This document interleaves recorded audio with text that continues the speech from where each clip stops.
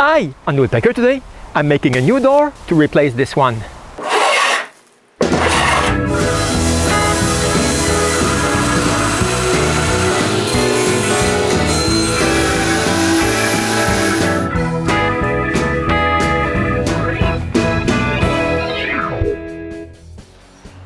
I finished my external wall last fall, and since then, I have 2 sheets of OSB acting as a garage door for the shed section of my shop. To open it, I have to use the impact driver. I'm beginning to be a little fed up, so it's time to start working on a new garage door. I begin by gathering all the cedar I've been keeping for that door.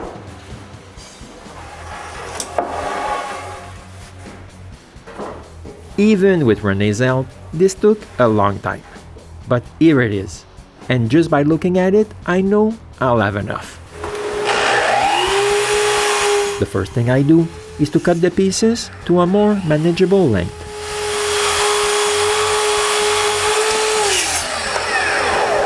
Next, I make them square on 4 faces. I start with the jointer.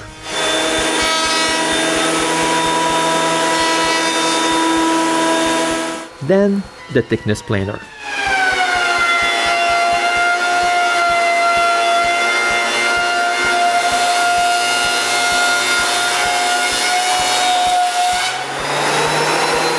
Now that all my pieces are straight on 2 faces, I make one side straight with the track saw.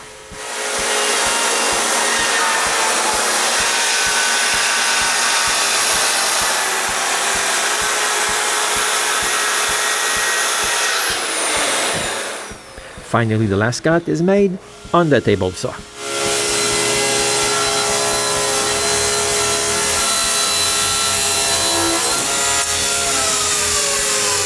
Following my plan, I cut all the rails and stiles to their right length.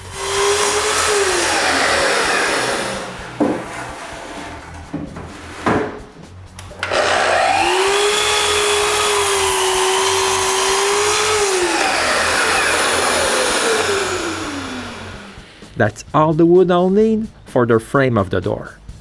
I just need to mark the placement of all the rails. To do so, I put both stiles together, measure and mark the center of each rail.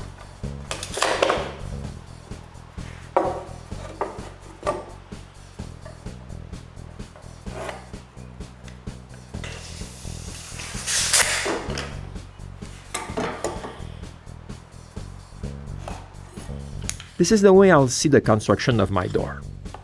Each rail will have 4 dominoes. When the glue will be dry,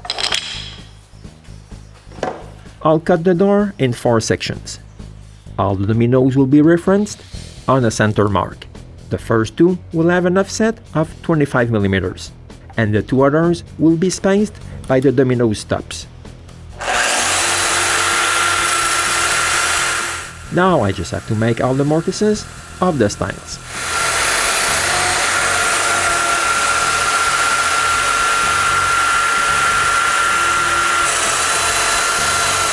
This is the first set of mortises, and this is how everything will fit together. But I'm far from being done. I still have to make the rest of the stiles mortises and the ones on the rails.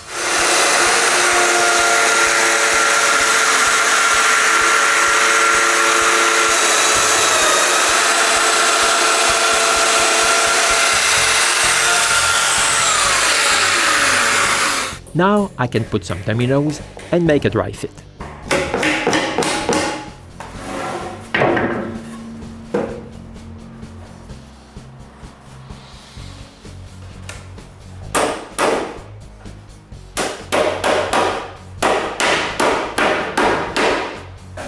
Next, I can work on the mullions. I start by marking their placement on the rails. I disassemble it all and make the rails mortises.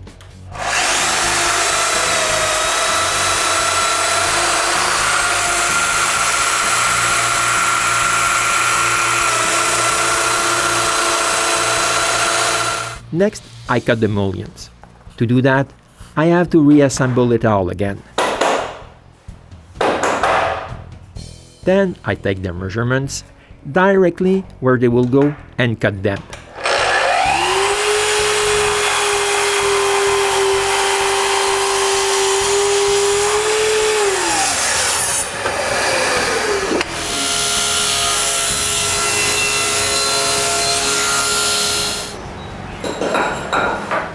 Three down, 9 more to go.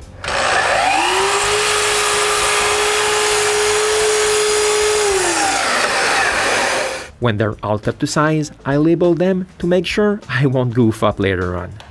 Then I mark their centers and make their mortises.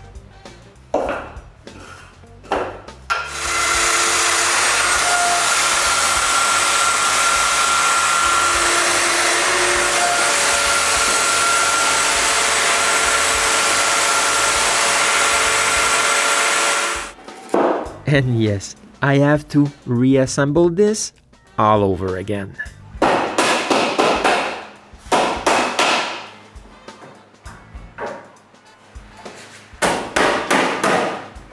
And even if my clamp rack is in my shop now, I don't have clamps long enough for a door like this one.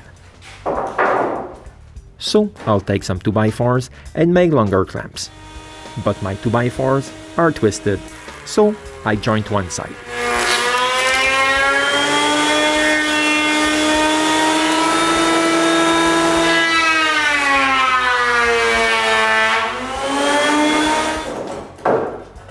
Now that I have 6 2x4s with one side straight, I cut one in length of 6 inches.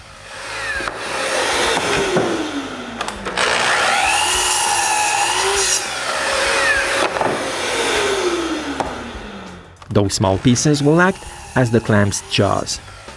I cut off a wedge in half of them.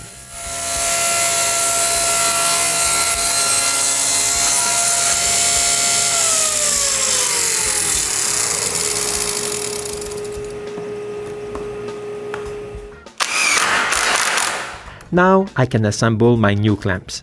I begin by screwing the flat block at one end. On the other side, I screw the wedge block.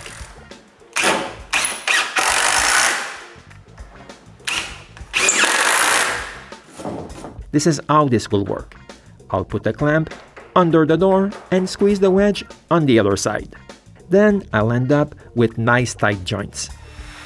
Now that the door is well clamped, I can make a groove inside each opening for the raised panels.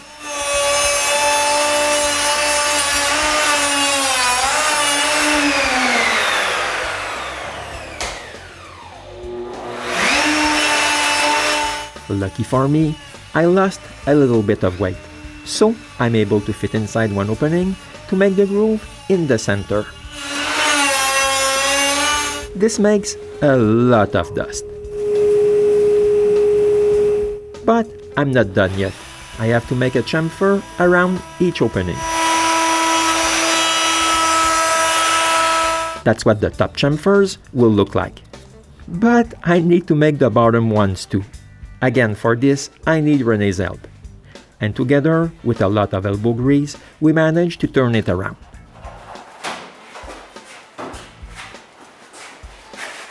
Now I can make the chamfer on the other side.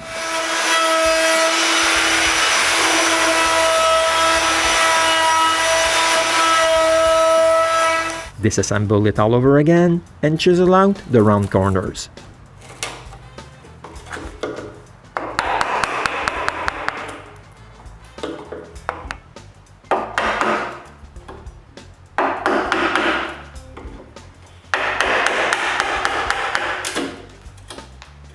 Up until now, I used the 100mm dominoes, but the final door will have the 140mm ones, and they will be in SIPO. But those dominoes just come in length of 700mm, so I cut a bunch to 140.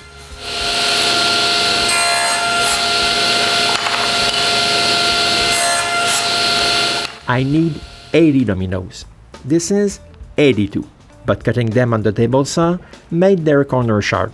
So to help me insert them into the mortises, I round their edges.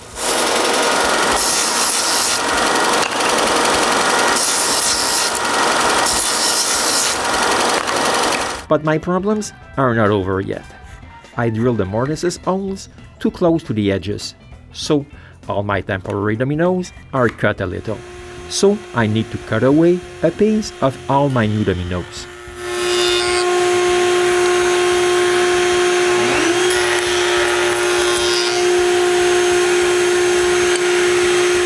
To save me some time later on, I decide to glue all the dominoes at the end of each piece. So I mix a batch of epoxy and glue all the dominoes. With those open mortises, spreading glue is easier. Gluing those 80 dominoes took a long time, but I'm glad I did it, because this will cut 1 hour of my final assembly time. Now I can begin to work on the raised panels.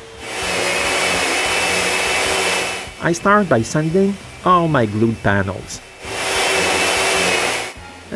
Yes, I forgot to say that in July of last year, when it was raining outside, working in my old shop, I prepared all the wood for those raised panels.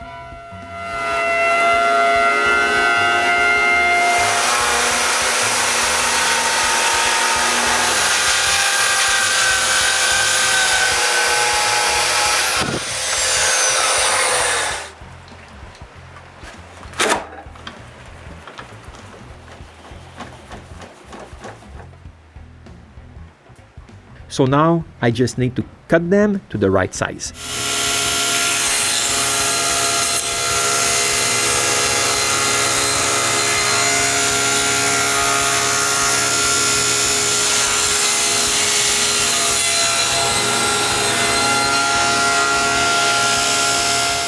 When my 16 panels are cut, I'm ready to make the raised profile.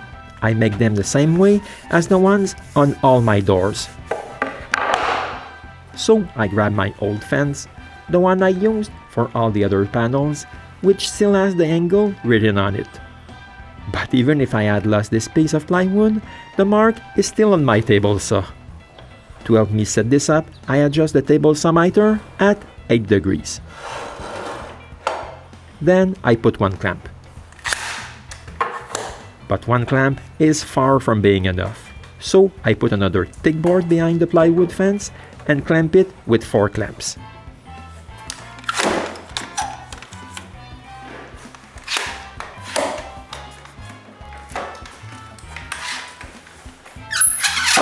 Now I can remove the miter gauge. Here we can see the cove's profile. It's even clearer with a sheet of paper behind. Now I just have to lower the blade, raise it just a bit, and I'm ready for the first cut.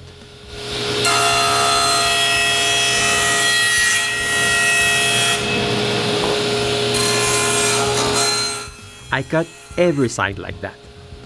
This is what it looks like after the first pass. But I need to remove a lot more. And I need to cut all those panels.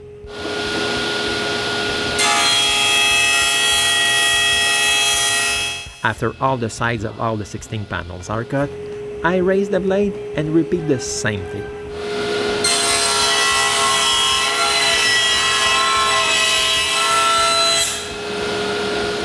After 2 passes. But if I check with a half-inch block, I can clearly see that I need to remove a lot more.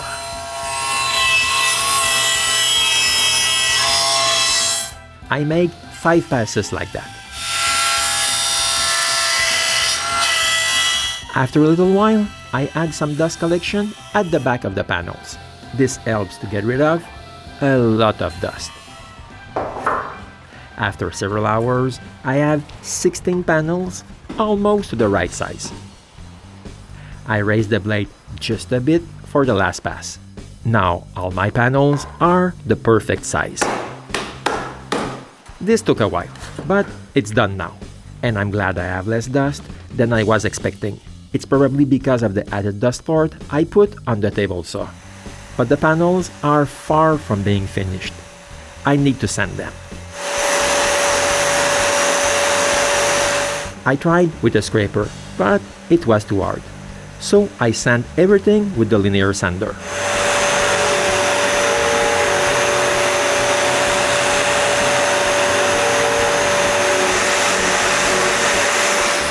After several hours of sanding, it's finished. Now I'm ready to glue the door. I begin by mixing some slow set epoxy of at least 1 hour of working time and spread glue on the dominoes and the mortises. Then, with René's help, we assemble the door section by section.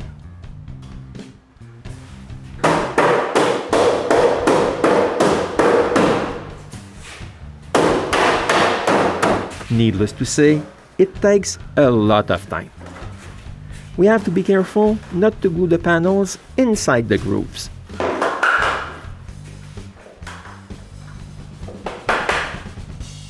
All the rails are easy to glue, but it's true that I only have 6 mortises to align.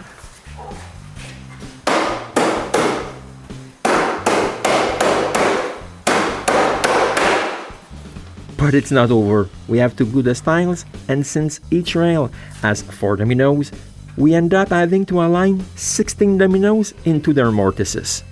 But everything works great.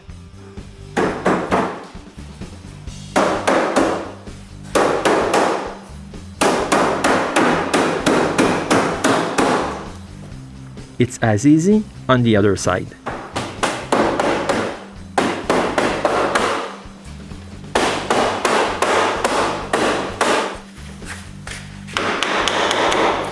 I just need to use my homemade clamps to clamp it all.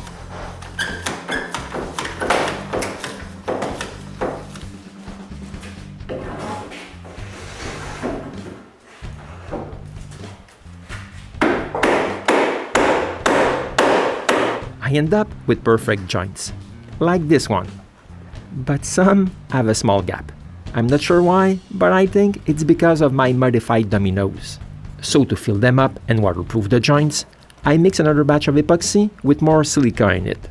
This gives me a thick paste that I spread on each joint. Next, I leave that to dry for at least 24 hours. Next, I sand the excess glue.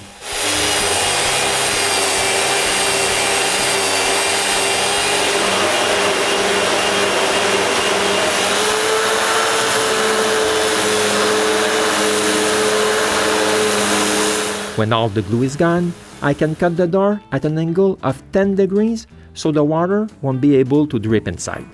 I don't want to goof up, so I carry around a scrap piece with the desired angle traced on it. Now we can cut the top section of the door.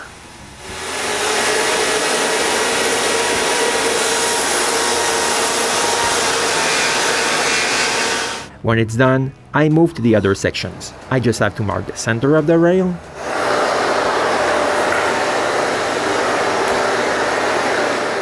place the guide rail on the line, and cut the section.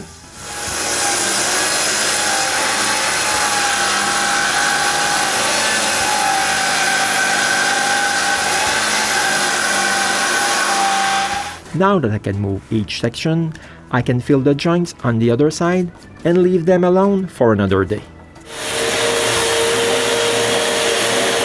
When the glue is dry, I finish all the sanding.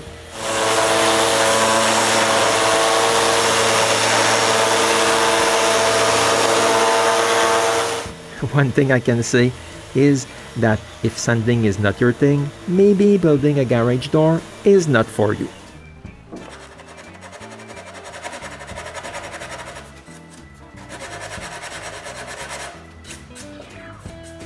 I don't like the fact that the rails are not 100% flush with the stiles, so I cut a sliver on both sides. Now I'm ready to spray the first coat of finish on all the sections. But first, I need to clean them. First with compressed air, then with mineral spirits.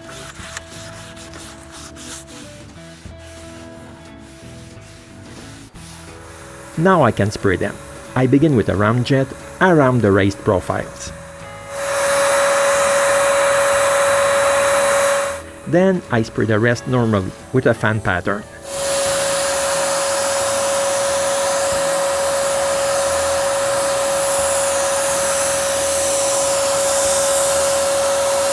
Since I'm unable to do anything without René, I asked her to help me to flip the sections around.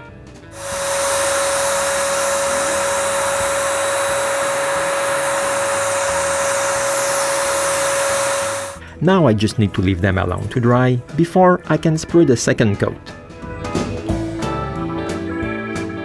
This is what my garage door will look like. I really love the look. Now I just need to install the sections in place, but this will be in another episode of the Woodpecker.